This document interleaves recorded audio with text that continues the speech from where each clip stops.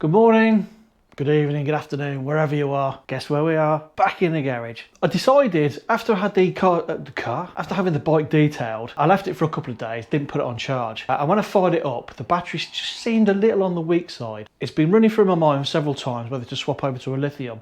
So I did, I ordered one. Here it is. I haven't opened it, well I have opened it up yet, but I haven't took it out the box. From a company called Two Tyres in London. Now the battery, it's labelled here as JMT, but the sticker in the side says JMP. And it also says JMP down here, JM products, so I don't know what that's about. Two Tyres gave me a free bandana, neck warmer thing that was in the box. So we've got a little sticker there. Open the box up. Got the contact bolts. Battery itself, this is so really light. I should do I'll get the scales out and do a weight comparison. You've got a little test feature there, so showing it's fully charged. That's quite a good little indicator.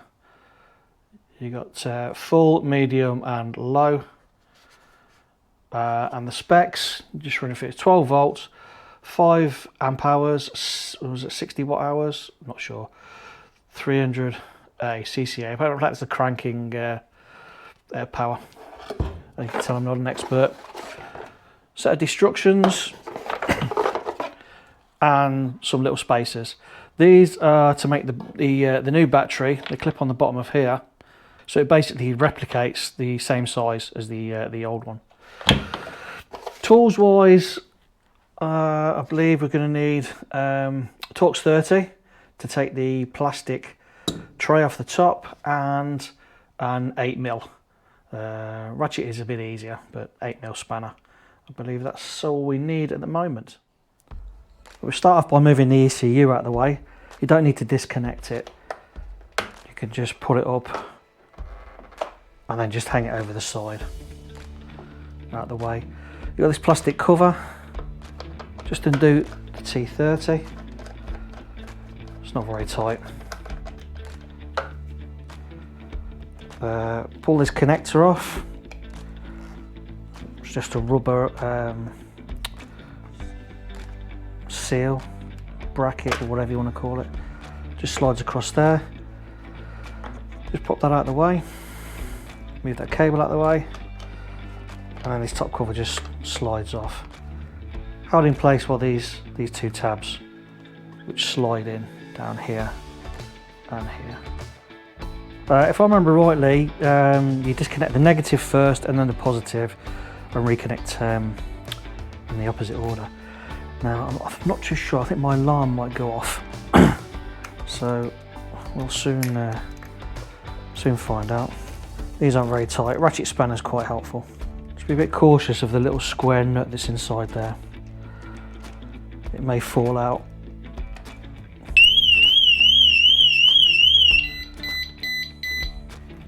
Yep, the alarm went off. As I was thinking it might do. And the same with the positive. Positive, you've got a little copper spacer that's just down there, if you can see that. Watch out for dropping that. In fact, you can't drop it, it's part of the terminal. Just realised that. So pop that out of the way. Take this extra red cable, is just for the no-code battery charger. I just connect down there. Normally you just have your negative and your positive connected. So this should, I'm guessing, just lift out as it does. There's quite some weight to this. So as you can see on here, on the other one I sold you, it's like 300 CCA. That's something to do with the cranking power. So this is 230. So just when I got the scales, there you go, zeroed. So that's the original battery, which is quite heavy, and that comes out at 3.6 kilos. and then the new lithium.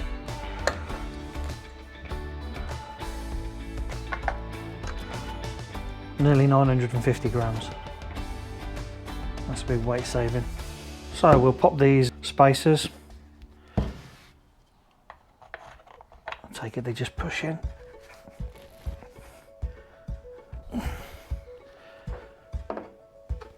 I'll move everything out of the way. It sits in there. Pretty much like the other one. Well, what I've done, because these nuts are quite loose in there, as you're trying to push the bolt through, they're falling back. So I've just dropped a blob of electrolyte grease just to see if it'll hold in place. There's a little cable tie around the back of it as well, so to hold it. Yeah, that bolt just ain't going to be long enough. It's the original bolt that came with the battery. So I'm not going to use the original bolts, they're not long enough.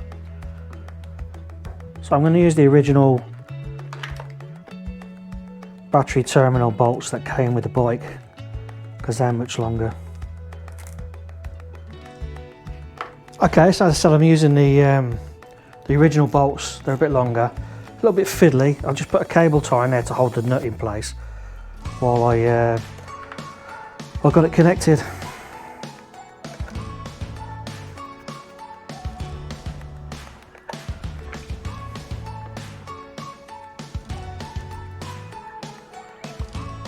The alarm going to bleep in my ear again.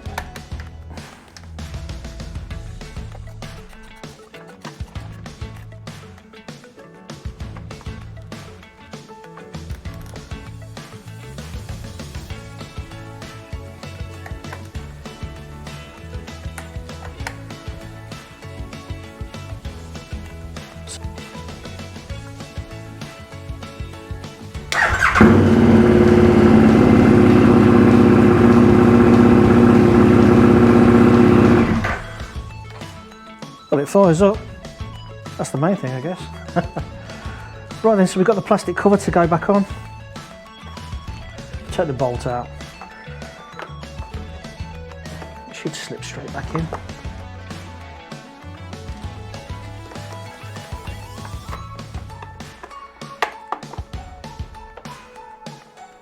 Yep, it's a nice fit.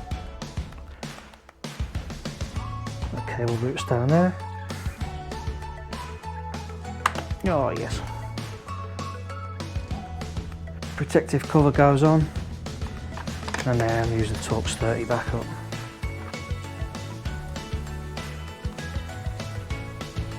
And then you've got to take it off, and then you've got to put it on. There you go, that's in place. Now your ECU back over the top.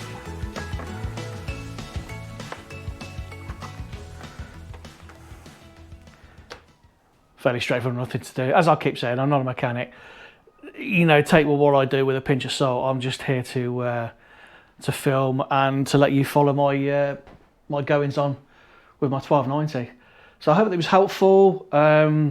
Recommend changing to a lithium battery. A mate of mine done it on his ZH2. Big weight saving, although in real world you're not going to notice that weight saving when you ride on the road. You know, you got to be swapping out your exhaust, your battery, fitting, I don't know, like titanium bolts and all that other stuff to feel a weight saving. Wheels, swap out from the cast wheels to, thank you, swap out the wheels to say carbon fibre wheels at a ridiculous expense. Anyway, whatever. Please, if you haven't already, like and subscribe. It really helps. Getting close to that 1,000 mark now, which is quite exciting. So anyway, I'm going to go out for a ride on this. Take care, ride safe.